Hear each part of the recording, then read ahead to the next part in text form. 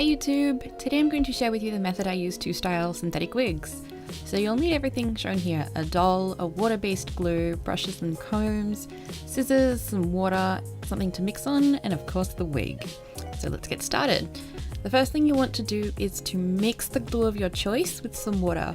The ratio obviously depends on the glue, but basically you want a mixture that is pretty runny, kind of milky in consistency. Because Mod Podge is already pretty runny, I add a bit more just to get it right, since I watered it down so much. Once your glue is mixed, you take the wig and pop it onto your doll, and then you brush the crap out of it until it is completely tangle free. And then the fun begins. Basically, the easiest way to describe this process is to use the glue mixture as hair gel or styling mousse or something like that. So I'll take a small clump of hair, shape it as I need, then brush some of the glue onto the mixture with my fingertips. Nearly every time my hand goes off screen, I'm dipping the pad of my index finger onto the glue and then wiping it onto the hair.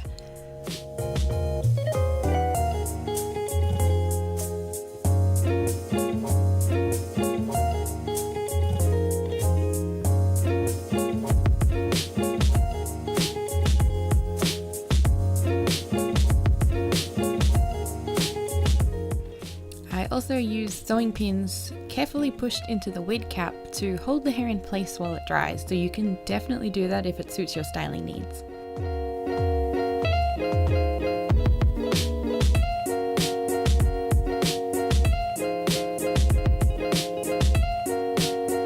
Obviously, this process can take some time, and it all depends on what you have to work with and the outcome you want.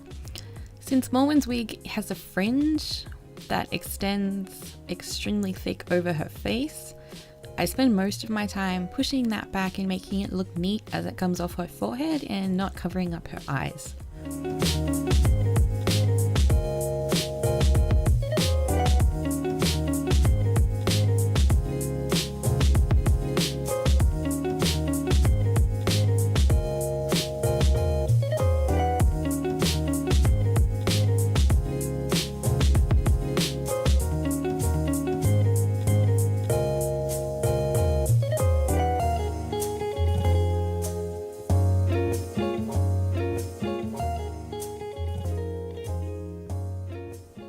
The good thing about this method is that if you don't like what you've done, you can just rinse out the wig and all the glue will come out and you can start again.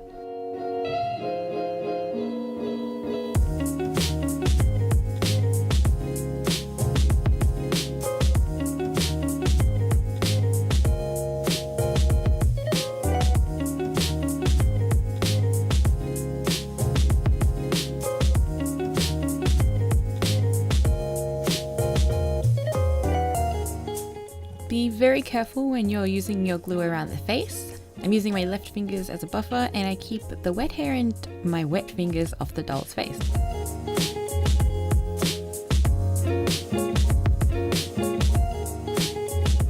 I don't have as much of a problem with the ringlets being frizzy, so I just run a few finger dabs worth of the glue through them, curl them together neatly, and then trim the ends.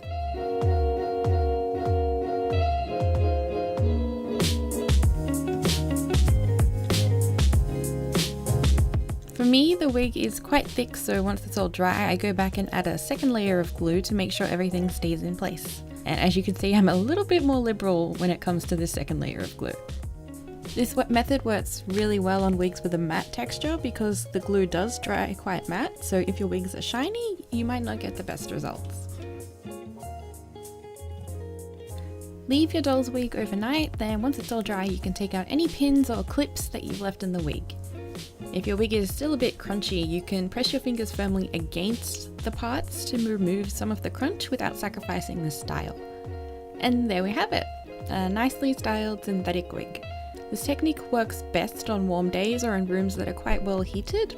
So for me, the glue dried fairly quickly because my doll was sitting under the lights while I was recording. If you use this tutorial, I'd love to see what you manage, so feel free to tag me. And thanks so much for watching. I'll see you in the next one. Bye!